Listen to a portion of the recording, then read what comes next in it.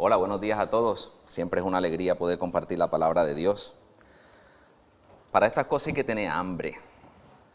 Todo se trata de deseo, hambre. Yo no creo que el evangelio de hoy sea muy diferente al evangelio que se predicaba anteriormente. Creo que somos los mismos, es el mismo Dios.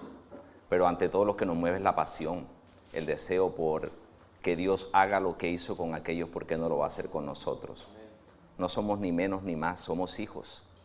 Y en nuestra disposición, en nuestro corazón, ahí es que Dios se va a mover.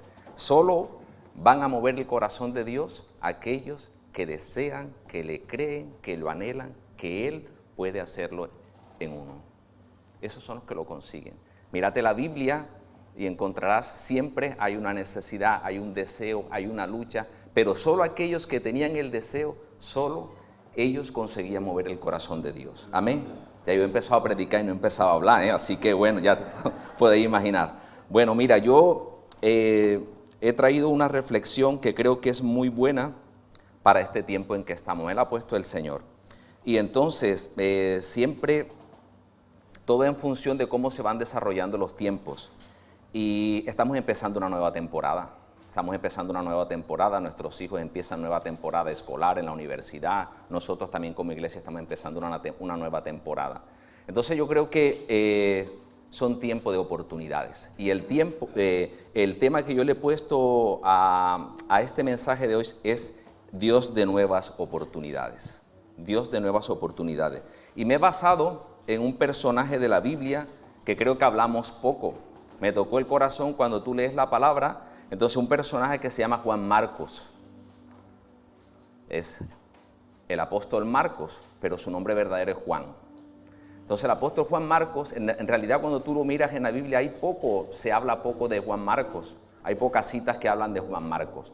Pero cuando tú buscas las citas y empiezas a leer, te vas a sorprender con un mensaje tremendo y con unas enseñanzas tremendas de un hombre que parecía que todo iba a dar equivocado, pero se rindió al Señor y su vida fue transformada.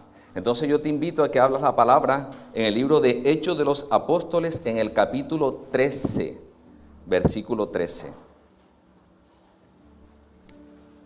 Hechos de los Apóstoles, capítulo 13, versículo 13. Y habiendo zarpado de Pafos, Pablo y sus compañeros arribaron a Perge de Panfilia. Pero Juan, apartándose de ellos, volvió a Jerusalén. Amén. Así yo te doy gracias, Padre, en esta mañana por tu palabra, Señor. Gracias por traernos aquí, Señor. Ya te hemos adorado, Señor. Te hemos bendecido, te hemos glorificado, Señor. Y ahora te pido, Señor, que tu Espíritu Santo continúe estando con nosotros, Señor. Espíritu de sabiduría, Señor. Espíritu de inteligencia, Señor.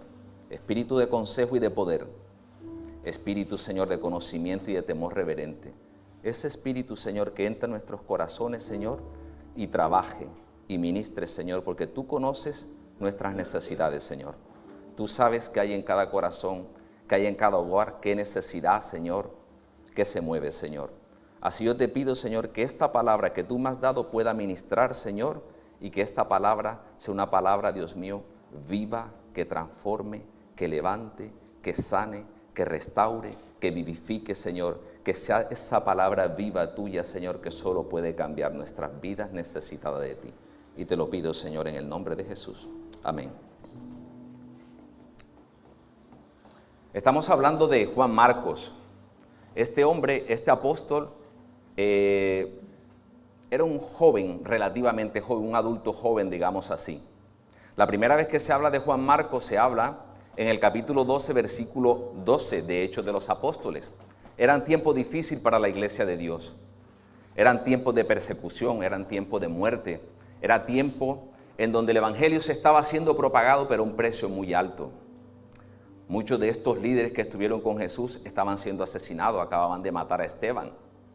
Y también acababan de matar a Jacobo, el hermano de Juan, los hijos de Zebedeo. Y esto le parecía muy bien a los romanos para agradar a los hebreos.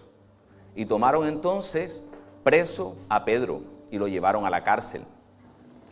Entonces, conocemos esta cita bíblica. Pedro está en la cárcel y era un hombre de oración que estaba acostumbrado a ser tomado por el Espíritu en éxtasis, en visiones, y Pedro está orando y de repente se da un acontecimiento divino en donde se le aparece un ángel y le toca el costado y le dice: cíñete las sandalias, levántate, porque te voy a sacar de la cárcel, ponte tu capa. Y empiezan a salir por las diferentes, a atravesar las puertas, y Pedro no sabe si esto está siendo real o si está siendo tomado por el Espíritu de Dios.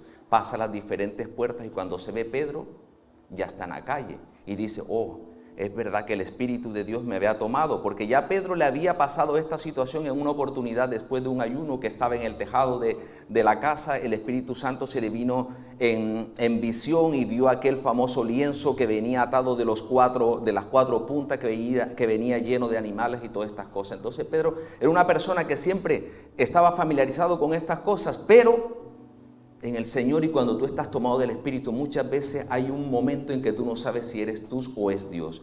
Y Pedro, cuando queda libre de la casa, cuando queda libre de la cárcel, se dirige hacia una casa. Y dice en el capítulo 12, que no lo voy a leer, pero más o menos es la idea, que Pedro llega a la casa de María y toca. Y entonces una joven que está ahí, que se llama Rode, estaba confusa cuando sintió la voz y salió corriendo a avisarle. Había un pueblo que estaba unánime, orando, intercediendo porque Pedro iba a ser asesinado. Había un pueblo que estaba clamando a Dios, pidiéndole, porque creían que la oración iba a transformar el destino de aquel líder religioso. Y sienten la llamada, y entonces dice la palabra aquí en el capítulo 12 que Pedro llega a la casa de María, a la madre de Juan, el que es conocido como Marcos. Es la primera vez que aparece Marcos en el capítulo 12, versículo 12. Entonces llegaron ahí, Pedro le contó todas las historias de lo que había hecho el Señor, de lo poderoso que había, de todo aquel acontecimiento, y la iglesia viva, la iglesia feliz, porque estaban buscando a Dios, estaban anhelando la presencia de Dios, y en medio de las persecuciones veían que Dios era un Dios vivo. Y luego aparece nuevamente el nombre de Juan Marcos en el capítulo 13 del libro de los apóstoles, en el versículo 5. Cuando Pablo y Bernabé, estos hombres poderosos, Pablo y Bernabé, eran los líderes que habían en este tiempo de los apóstoles. Eran hombres tremendos, eran hombres llenos del poder de Dios, hombres ungidos, llenos de fe, que estaban llevando avivamiento a todas las ciudades donde ellos estaban. Ya habían estado en Antioquía, había hecho el Señor cosas poderosas, y dice, ellos venían de una comisión. En una de sus oraciones, el Espíritu Santo, a través de un profeta conocido como Agabo, le dijo que venía una gran hambruna a aquella región de Jerusalén. Entonces la iglesia de Antioquía se reúne. Esta iglesia dice: tenemos que ayudar a nuestros hermanos. Entonces hacen una colecta importante, convocan a la iglesia, toman muchísimo dinero y envían a Pablo y a Bernabé a llevar aquel dinero en comisión a la iglesia de Jerusalén. Ellos van, el Señor los utiliza tremendamente. Este mismo Agabo es el mismo que le profetizó a Pablo cuando a Pablo llegó en una visión que el Señor le mostró. Este hombre se ató las manos, se ató los pies y dijo: el varón dueño de este cinturón, le vienen pruebas difíciles, pero Dios va a estar con él. Mira el nivel de revelación que Dios hace con aquellos que aman su presencia. Mira todo lo que es capaz de Dios de hacer, de revelarle cosas poderosas a gente que está queriendo participar, queriendo llevar la palabra de Dios. Y Dios a cada uno de ellos, tú empiezas a buscar en cada uno de estos personajes que se están desarrollando aquí en el libro de los Hechos de los Apóstoles, y vas a flipar. Porque Dios no se equivocaba, Dios tenía una porción para cada uno. Todos eran útiles, pero todos participaban. Todos se sacrificaban. Y este hombre, ellos entregan la ofrenda y regresan. Y entonces le dicen Bernabé y Pablo: toman a Juan, es la segunda vez que aparece Juan, y tomando a Juan desde Jerusalén lo llevaron a la iglesia de Antioquía. Ya en el capítulo 13, en el versículo 5, ya empiezan ellos a hacer, Pablo junto con Bernabé, decide Bernabé llevarse a Juan Marcos para el primer viaje misionero de Pablo. Salen todos en comisión, empiezan su primer viaje. Parten desde Seleucia, que es Siria, pasan por Chipre, llegan a la primera ciudad de Chipre, que es Salamina, era la primera ciudad. Chipre, ellos empezaron a atravesar la ciudad de este a oeste, pasan por Salamina hasta que llegan a Pafos. Los va acompañando Juan Marcos, van ellos llenos de ilusión a llevar el evangelio. Y cuando llegan a Pafos, que es la última ciudad, la que está en el extremo, ya para pasar a Perge de Panfilia, que es Turquía, en este momento no sabemos qué pasa, que Juan decide abandonar el viaje. Es lo que yo he leído en el capítulo 13. Juan decide volver a Jerusalén. Y tú dices, ¿qué pasó? La palabra no lo dice. Podíamos sacar muchas conclusiones. Podríamos decir, es que él no fue llamado para eso. La palabra aquí dice que Pablo, el Espíritu Santo le reveló a ellos para que fuera enviado Bernabé y Pablo. No se habla de Juan Marcos.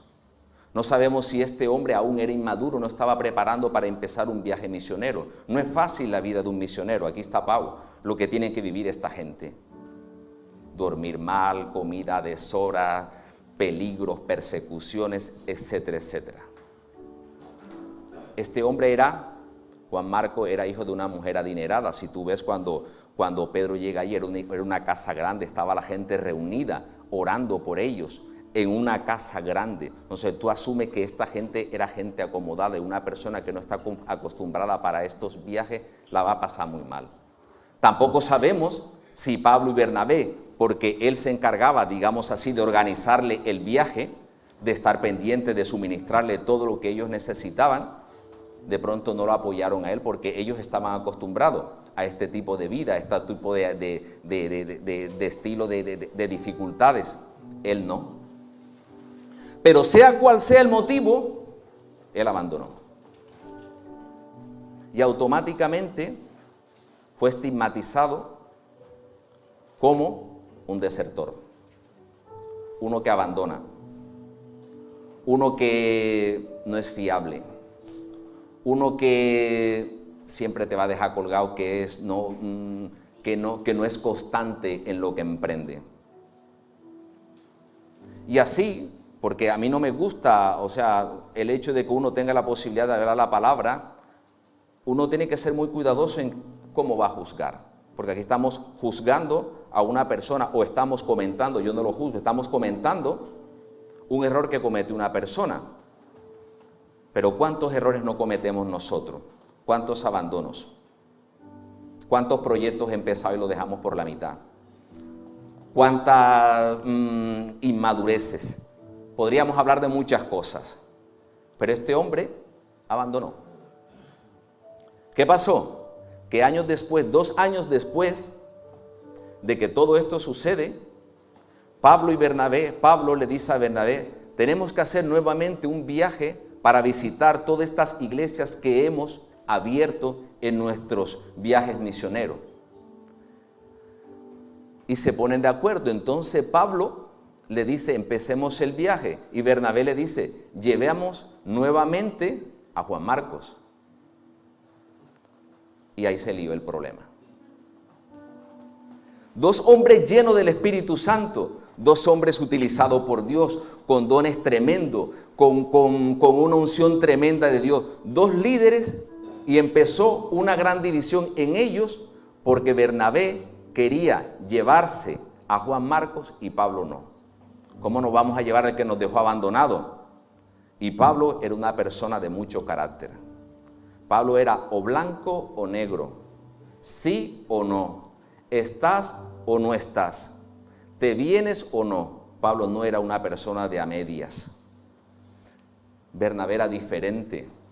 En una oportunidad ya hablé que Bernabé, si tú ves el nombre de Bernabé significa hijo de consolación. consuela, el que anima, el que levanta, el que no juzga, el que está para apoyarte. Ese era su don. Tenía un don de discernimiento tremendo. Este hombre veía lo que otro no veía. Dios le revelaba y él sabía quién era Juan Marcos. Y deciden, la iglesia apoya a Pablo, que decide irse con Silas para Asia Menor, y Bernabé se lleva a Juan Marcos y empieza nuevamente a pasar por Chipre. Bernabé le dijo: tu viaje ahora va a ser diferente, ahora yo voy a ir contigo y te voy a apoyar, yo te voy a enseñar y tú vas a ver que Dios no nos abandona. Entonces yo no quiero entrar aquí en quién tenía la razón, si la tenía Pablo o la tenía Bernabé, o si esto fue permitido por Dios, porque se abrieron dos grupos muy importantes con una predicación del evangelio poderosa. Entonces no estamos para jugar, estamos para aprender. Y empieza el viaje misionero en estos dos, y de repente desaparece Juan Marcos. Pero hubo una división. Ahora, yo quiero que te metas en el corazón de Juan Marcos, un hombre que fue estigmatizado. Entonces mira la responsabilidad tremenda que tiene Juan Marcos en decir ahora: la que yo he liado por haber abandonado. He separado a dos grandes líderes. La iglesia no me está apoyando. Lo han apoyado a Pablo y a Silas. Oraron por ellos. Ahora la gente lo veía y decía: este es inconstante. Pero Pablo, ahora te voy a comentar cosas diferentes. Métete en el corazón de Juan Marcos, y muchos de nosotros estamos siendo estigmatizados también. Muchos de nosotros somos conocidos como inconstantes, impuntuales, poco comprometidos, airosos, muchas veces somos muy impulsivos. ¿Cuáles son las estigmatizaciones que tú tienes o que la gente ha intentado poner en ti? Yo buscaba la palabra estigmatización, el significado de qué es estigmatización, y es tomar un hierro encendido y marcarte la piel para dejarte un nombre. Eso es estigmatización. Solo que nosotros fuimos estigmatizados por unos clavos que se clavaron en la cruz. Unos clavos que prefirieron preparar el camino para que no fuéramos condenados en el mundo. Toda condenación, esos clavos se la llevó Jesús. Entonces no es el hombre el que te va a estigmatizar. Entonces tú tienes un nombre, y el nombre te lo ha dado Jesús. Ese es el que ha transformado tu vida. Por eso todos estamos aquí. Porque Él nos compró con precio de sangre y nos ha dado un nombre. Y dice la palabra que somos como sus niñas, la niña de sus ojos, la pupila, lo más íntimo, donde nadie te va a tocar, donde no va a entrar nada si Él no lo permite. ¿Qué pasó con Juan Marcos? Lo mismo que puede pasar con nosotros. Tú tienes dos opciones en la vida. Te vas a quedar estigmatizado como te está definiendo la sociedad, como te está definiendo tu familia, o te vas a levantar. No hay otra. Si quieres continuar, que tu vida continúe siendo la misma, puedes continuar de la misma forma y llevarás una vida normal. Si eres inconformista y no estás de acuerdo cómo está tu vida espiritual hoy, cómo está tu vida, si tú crees que para esto, conforme tú estás hoy, te ha llamado Dios, creo que estamos ciegos.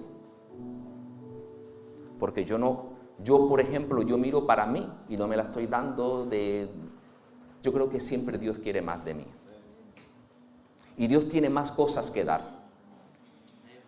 El asunto es que o te vas a levantar o te vas a quedar sentado. Todo va a tener consecuencias. Pero para nuestra sorpresa, La próxima vez que aparece el nombre de Juan Marcos, aparece en el libro de Filemón, en el capítulo 1. Ya eran tiempos difíciles para Pablo, ya Pablo estaba en la cárcel. Pablo ya estaba en la cárcel y hace una carta a Filemón, que vive en Colosas, y le envía esta carta dándole instrucciones del Evangelio. Y dice: te saluda Epafras, mi compañero de prisiones. Además, Aristarco, Marcos, Lucas, mis colaboradores. Ya está Marcos con Pablo. Y tú dices, ¿qué pasó aquí?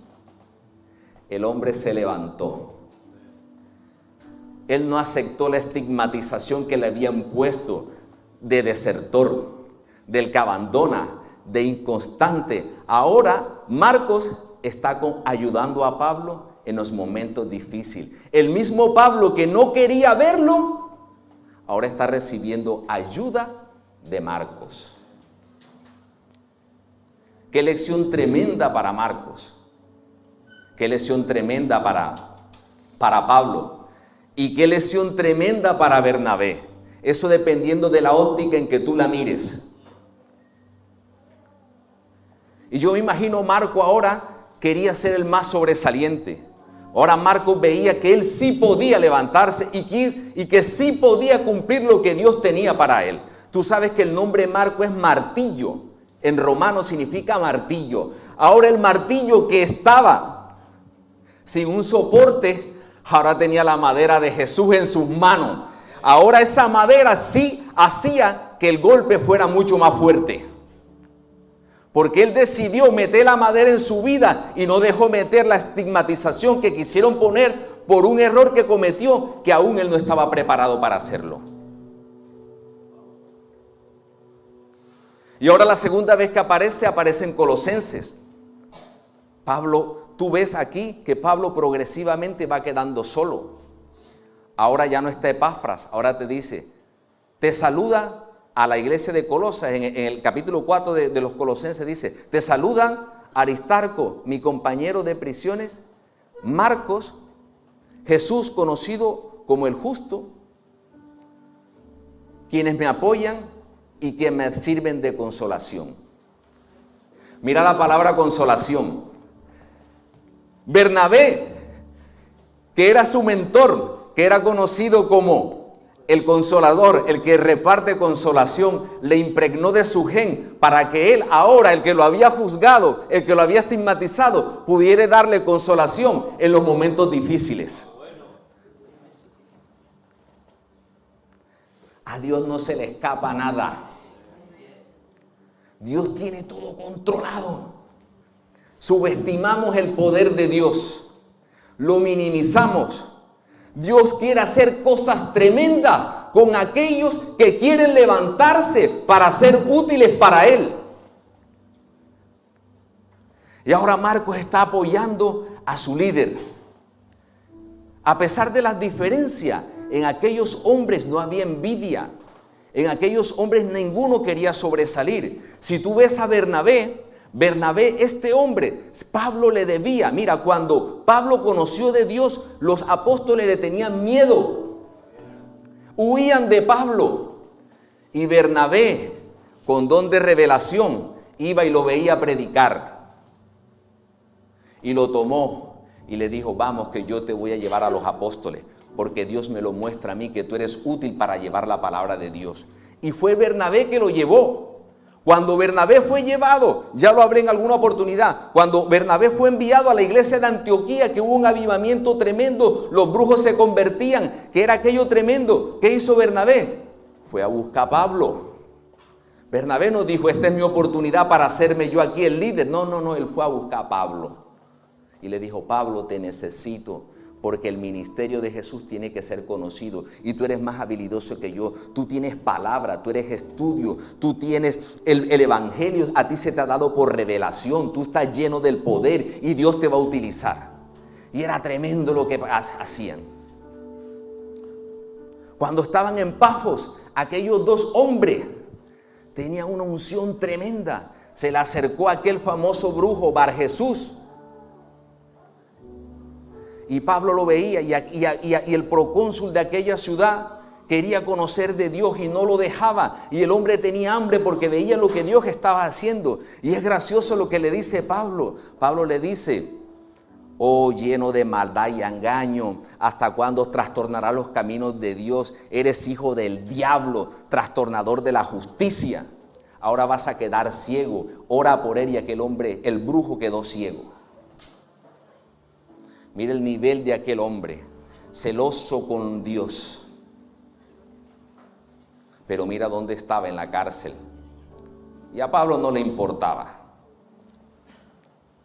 Pablo lo que quería hablar era evangelio, la palabra, hablar de Jesús. Él también tuvo lo suyo, tuvo que ser derribado de un caballo. Muchas veces se sentía prepotente, poderoso, creía que podía asesinar a todos los apóstoles y el evangelio y se iba a acabar. Y Dios tuvo que derribarlo de la prepotencia, del orgullo, de la religiosidad.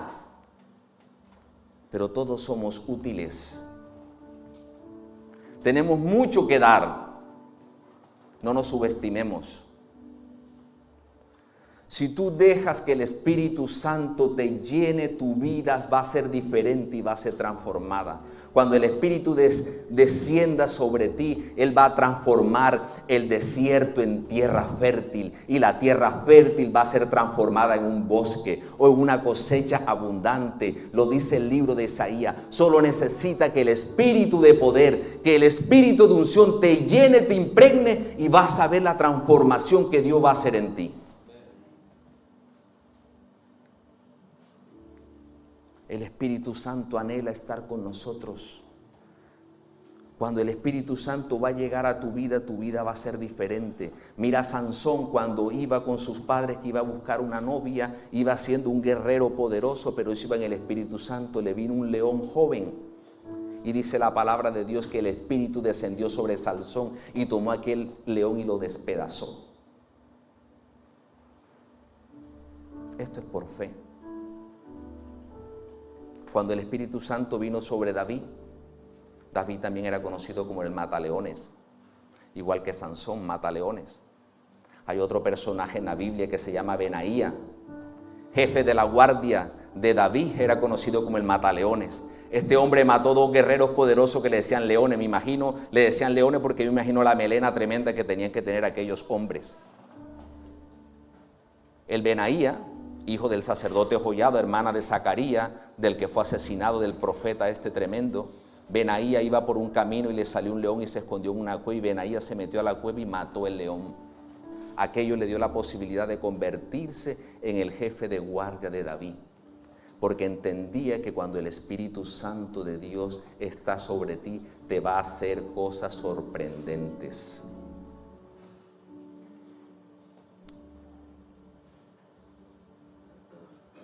La pregunta que quiero hacerte: ¿hasta dónde estás dispuesto a permitir que las estigmatizaciones, que lo que tú has sido colocado, marque tu vida? ¿Quieres quedarte como estás? ¿O quieres levantarte?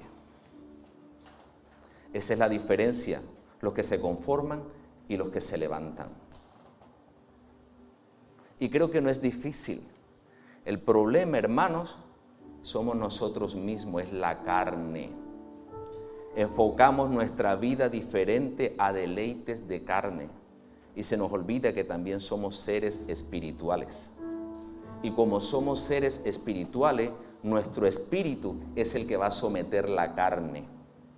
Pero enfocamos la vida desde el punto de vista en que necesitamos descansar, necesitamos calidad de vida, necesitamos dormir, necesitamos ver televisión, necesitamos cosas, y nos olvidamos que somos seres espirituales. Algo que me tocó mucho en estos días, mi corazón, es que cuando ya nos vamos haciendo un poco mayores y ya llegamos a la edad de los 50 años, el apóstol Pablo dice: porque aunque nuestro hombre carnal se va desgastando, nuestro hombre espiritual tiene que ir creciendo día tras día. Esta carcasa se va a acabar, esto morirá, empezarán a pasar las enfermedades, los desgastes normales, pero lo que va a primar en nuestra vida es nuestro hombre espiritual. Y tú tienes dos opciones: esperar a que venga Jesús o empezar a disfrutar desde ya para que el Espíritu Santo te vaya mandando adelanto de aquella vida prodigiosa que Él ha prometido para aquellos que le esperan. Es diferente cómo lo queremos enfocar. Entonces tú me podrás decir, bueno, hermano, usted está hablando, ¿y cómo lo hacemos? Te voy a regalar una cita bíblica que es bien bonita, pero que yo creo que aquí está la clave interesante de lo que yo te estoy diciendo. En el Cantar de los Cantares, capítulo 3, Salomón está hablando de una poesía, pero una poesía bien profunda, en donde dice la Sulamita, esta mujer dice: por las noches busqué en mi lecho al que ama mi alma, lo busqué y no lo hallé, y dije, me levantaré ahora y rodearé por la ciudad, por las calles y por las plazas. Buscaré al que ama mi alma. Lo busqué y no lo hallé. Me hallaron los guardas que rondan la ciudad y les dije, ¿habéis visto al que ama mi alma? Apenas sube. Pasado un poco de ellos, hallé al que ama mi alma. Y lo agarré y lo abracé y no lo solté. Y me lo llevé a mi habitación y lo metí y no lo solté porque hallé al que ama mi alma. Esta mujer dice, por las noches busqué al que ama mi alma. Te está hablando de tiempo de búsqueda, para buscar a Jesús, para buscar al Espíritu Santo. Pero ella dice, no lo hallé. ¿Y qué dice? Me levanté. Entonces cambia a una situación activa. Entonces ahora yo me voy a levantar. Y dice, y lo busqué por las calles, lo busqué por las plazas, le di la vuelta a la ciudad, no lo encontré, le pregunté a las autoridades, le pregunté al pastor, le pregunté a los líderes, ¿en qué me estoy equivocando? ¿Por qué no encuentro al que amo mi alma? Hasta que lo encontré, lo agarré y me lo llevé para la habitación. A la habitación de mi madre, a la habitación de la autoridad, se lo llevó para el sitio de mayor intimidad donde que es tu habitación. Entonces ella lo encontró, fue persistente, lo metió, no lo soltó y decía, oh doncella, os perjuro que no desperté al que ama mi alma porque es mi pasión. Así tienes que buscarlo, día tras día, noches tras noche, mañana tras mañana, búscalo. ¿Cómo lo vas a buscar? Con tiempo, de rodillas, busca la palabra. Si tú buscas la palabra, mira, cuando Jesús dijo, las palabras que yo he hablado son espíritu. Cuando tú lees la palabra te va a vivificar. Al principio no te actuará tanto, pero llega el momento en que la vas leyendo y la palabra empieza a calentarte y solamente ya lees una frase y automáticamente se te enciende la chispa. ¿Cuántas veces no ha leído el pastor el Salmo 51 y encontró una palabra hoy de adoración para traer a la iglesia? ¿Por qué? Porque tú estás sensible para que el Espíritu Santo pueda actuar. Entonces la gente te empieza a hablar y te va a preguntar, ¿tú qué opinas? Porque saben que tienes un mensaje sabio para dar. Porque no estás pendiente de tontería. No estás pendiente a lo que quiera decir la gente de ti. Tú estás preocupado con lo que ¿qué quiere él de mí? Y ese es el enfoque. La Sulamita anhelaba estar con su amado. Ella lo había perdido, ella lo conocía, pero no lo encontraba. ¿Cuántos de nosotros hemos empezado con el primer amor y luego ese amor se ha ido acabando? Pero ella tenía anhelo de volver a conocer, de volver a estar con aquel que satisfacía sus necesidades, su vida espiritual, aquel que daba consuelo, que daba cariño, que la avivaba, que le daba todo lo que ella necesitaba. Qué amor tremendo, así quiere Dios. Por eso los que consiguen mover el corazón son aquellos que tienen hambre, que lo andan buscando. Los inconformistas, los que no se dejan de estigmatizar como los perezosos.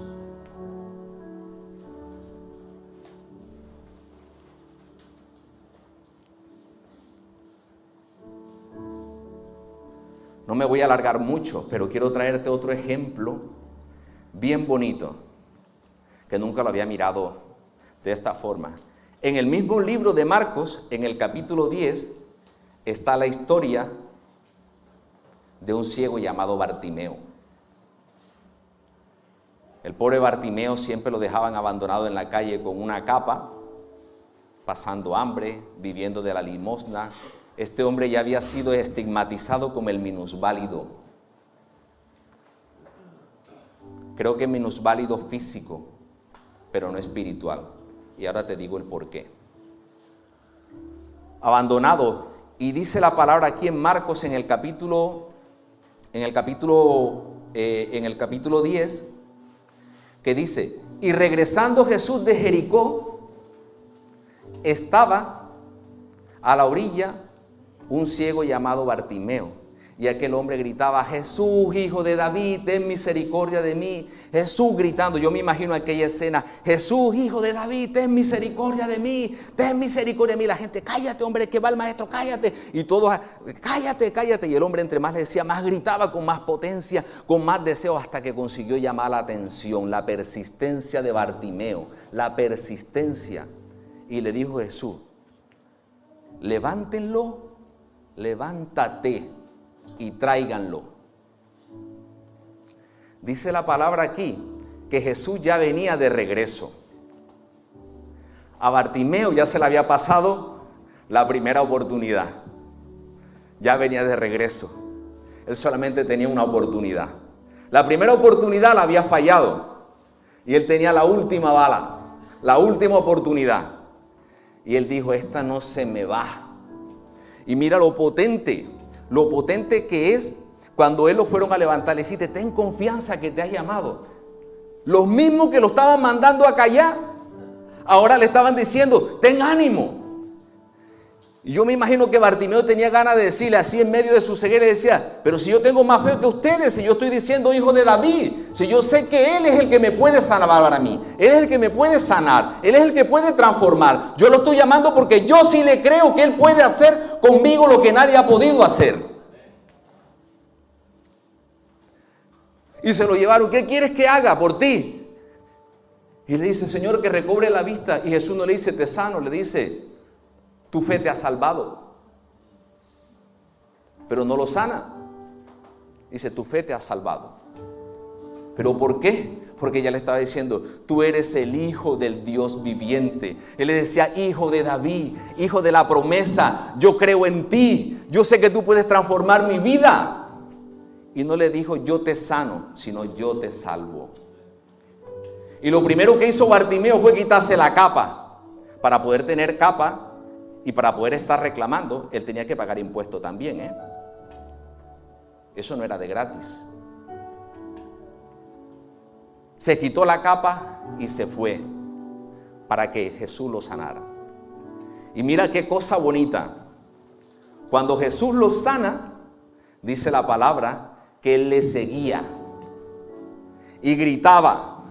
Bartimeo, de ser un ciego, se convirtió en el mayor evangelista que había por ahí. Jesús iba y él decía: Él puede hacerlo contigo también. Mira lo que hizo, yo era ciego de nacimiento. A Jesús no le importaba qué enfermedad, si se había tenido una enfermedad congénita, si había nacido con catarata, si había tenido una quemadura. Jesús no le preguntó cuál era tu causa. Cuando Dios te va a sanar, no te interesa cuál es tu situación. Cuando Dios te va a prosperar, no te va a preguntar cuánto tienes en la cuenta. A Jesús y a Dios no le interesa.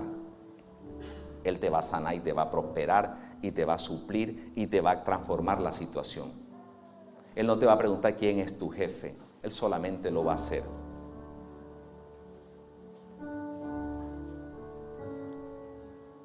¿De qué te tienes que deshacer como Bartimeo? Bartimeo se deshizo de la capa. ¿De qué tenemos que deshacernos nosotros hoy? Hay muchas cosas que nos están impidiendo ver el mover de Dios en nuestras vidas. Él se deshizo de la capa. ¿De qué tenemos que deshacernos? O podemos también continuar con la capa que nos defina y que nos estigmatice lo que somos. No te dejes que las murmuraciones, no te dejen que tus limitaciones, no te dejen que tu situación económica. Para Dios todos somos iguales. Jesús, después de estar con Bartimeo, se fue a la casa de un rico. A Jesús no le importaba si era rico o pobre. Él solamente estaba buscando el corazón de gente que quisiera creer en Él y que creyera que Él podía ser capaz de hacerlo. Podría comentar de muchísimas más cosas, pero yo creo que esto es suficiente.